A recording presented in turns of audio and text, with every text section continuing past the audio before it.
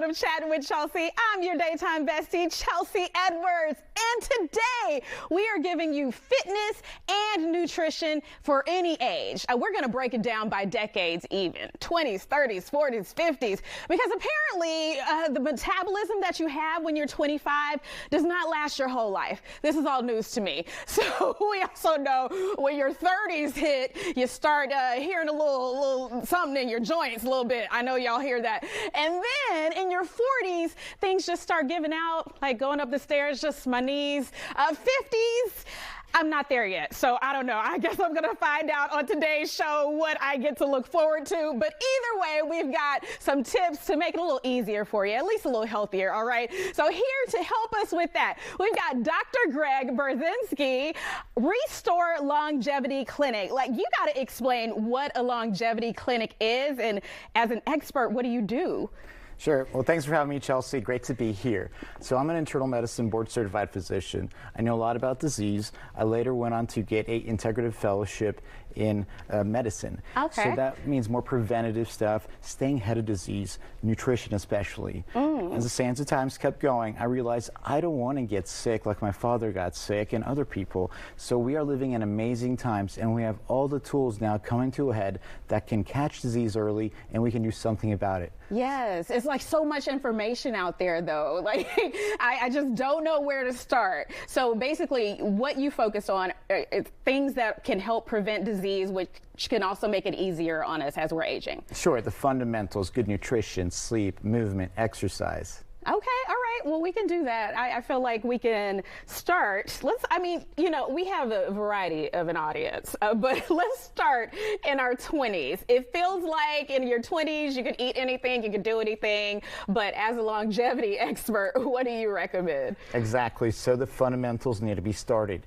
And of course, what don't we want to eat? That's important. I think we have to add the processed food, ultra processed foods in the middle of the grocery store on the shelves that have really long shelf lives. We don't want those in our body. They don't really serve us. Okay. The perimeter of the grocery store, that's where all the real food is. So we want whole foods, not the fake foods, number one. So we cannot eat pizza 3 times a day, even if we're in our 20s, is what you're telling me. I wish I could say that, but you're right. Yeah. I wish you would have been around in my 20s to tell me that. Okay, so what are your specific recommendations for that decade, that age group? Sure. So I like the anti-inflammatory dietary pattern. It's basically a Mediterranean type diet with some other amazing foods. So protein is fundamental, and not only that, healthy protein. So we have healthy chickens, pasture raised is better, eggs. We want to have green leafy vegetables, colorful fruits as well, and fermented foods. These can support our gut. So a lot of balance, something that you can make or go to a good restaurant. You want to get about 20 to 25 grams of protein during those times. They're building your muscles, keeping everything healthy.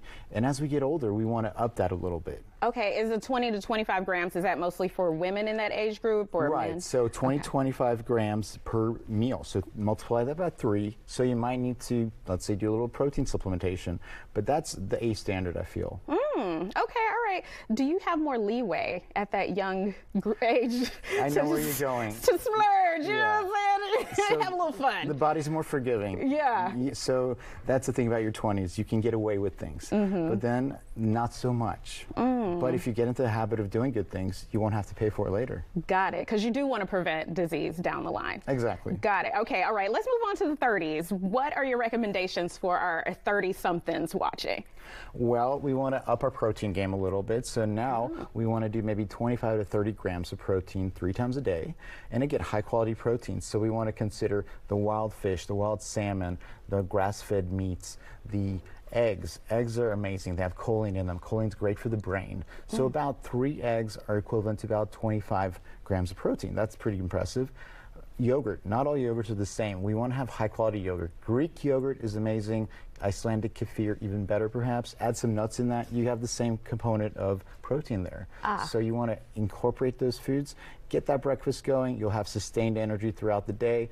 couple that with maybe a baked potato, one that is a sweet one, you could have a lot of good fiber in there and all the nutrients. Okay, so upping the protein, about 5 grams you added. Yes. Okay, so what does that look like when it comes to maybe a serving of fish? If I'm We're going about there, actually. Okay, Yeah. so that'll be the like 25 to 30 Yes. grams, and we're good with that. Okay, for people who don't want to eat so much meat, do you have any other protein recommendations? Sure. So you can always do lentils, beans. These are great. Quinoa.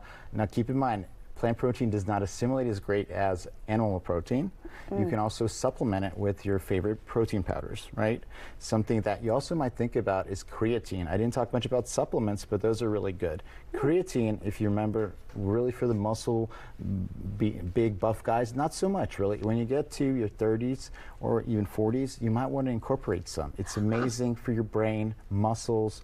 It is giving you all this extra support. Okay, wow. Well, thank you for enlightening me, because I think creatine, I think those are guys who are definitely like, oh, throwing the weights in the gym. Now, low dose creatine. So 5 grams daily, just a little spoonful. You dissolve it, drink it on an empty stomach, and then you live your life. All right, okay. 40s, 50s, and up. We have not forgotten about you. We're going to take a quick commercial break, and we'll be right back after this.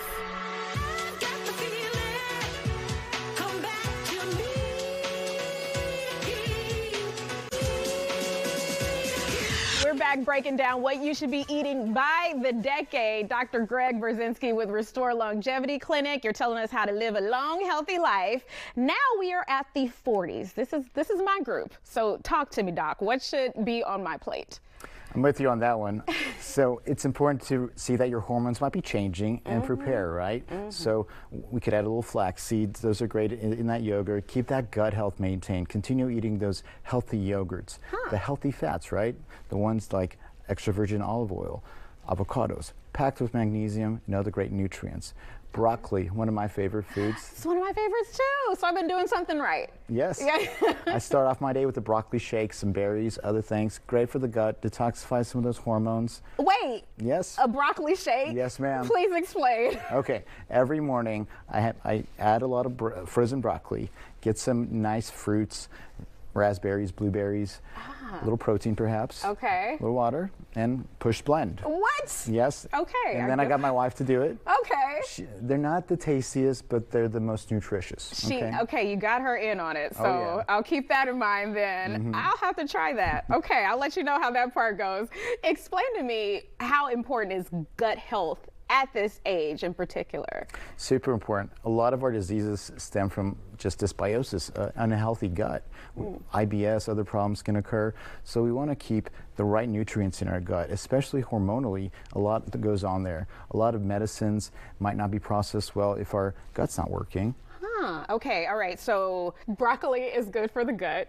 Anything else that we should be adding? Those are the things that we want to focus on. Well, we didn't talk about supplements, but vitamin D is amazing. A lot of vitamin D rich foods. We have that in some fish. So if you're not getting enough of that, if you're indoors a lot, if your skin's darker, get your vitamin D. Make sure you take that in.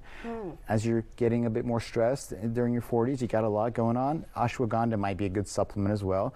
So that could be something that could relax you a little bit occasionally. Magnesium as well, found in leafy green veggies. But if you're not getting enough of those, take it in a supplement form. Take it at night. Your brain's going to thank you. You're going to sleep amazingly, and your muscles will be healthier. Okay, I just found out about ashwagandha not too long ago. So what is your recommendation for making sure the supplements that we get are good? Because now I've been seeing it everywhere, all kinds of brands, but we don't want to just throw our money away. So do you have any recommendations for that? Well, we do have our favorite brands, and we have them verified, so we know that they're pure, without contaminants, and we walk you through that process. And I don't just like to throw supplements on people, but these are some supplements that generally are good for most people. So we do an extensive dive into people's blood, see what might be missing, and then we supplement. For example, CoQ10. A lot of people might be low if they're on a statin drug. Well, we give you a little CoQ10 to replete that, and we can find that in the blood beautifully. So it's really personalized. Okay, I like that. Okay, 50s and up. Okay. What are we talking? So now we're in the menopause time, perhaps, right? So a lot of things are changing. Yes. So that means your brain might not be as sharp as it was. We want to protect our brain. We want to get our bones strong. We don't want demineralization going on. So that means eating in a vitamin D and calcium. Okay. Now, before we can start giving calcium, we want to make sure that you need it. So check with your doctor, make sure that you actually need it. But I think just taking calcium-rich foods is a great idea. The little fish, the sardines, those are amazing. They have a little bit of calcium and all those great omegas as well. So people often think calcium, just milk, but there are lots of other options. Sure, there's lots of plant-based options, and then you can always supplement. Just a little bit goes a long way. Okay, all right, so up the calcium. Anything else? Because that could be a rough time, just, you know, from my friends in that age group, especially once we get into 60s and, you know, a lot of besties watching who are in their 60s. Would you differentiate between the 50s and 60s as far as what's on their plates? Well, protein again, so now we got to up the game a bit more, so 30 to 40 grams, probably 40 is going to be what you need, because you want to maintain that muscle and even grow. Muscle's like a currency when you're getting to be older. You don't want to be frail. You want to have that muscle protecting you in case you fall, so you can grasp something. That's super important. So get your protein and, of course, exercise. Okay, of course. Yes, we're going to get to that, what we need to do. But I got to ask you this one. I want to rewind back just a little bit, because as women, you mentioned like our bodies are going through different changes. What about after we have a baby? Maybe that like 30s, 40s age group, 20s as well. Sure. Should we change it up as well after we've given birth? I think it's all about upgrading, right? So if you've been doing things well, you should just remember, supplement, take these foods, get your protein, get all these beautiful things from that anti-inflammatory diet. Don't skimp out. Occasionally it's okay to have some naughty food, but keep it legit. Because it is stressful. Right. I need a cookie sometimes. So keep it legit, but really focus on adding. Replenishing, making, again, omegas, if you're breastfeeding, you're going to deplete them. So make sure you get enough omegas in there, fish oil, things like that. Okay. As we get older, you mentioned like the protein going up. Sure. Women and men, is the recommendation around the same as far as that protein intake? So the answer is, you know, women are typically smaller and men have a different caloric burn typically with that being larger.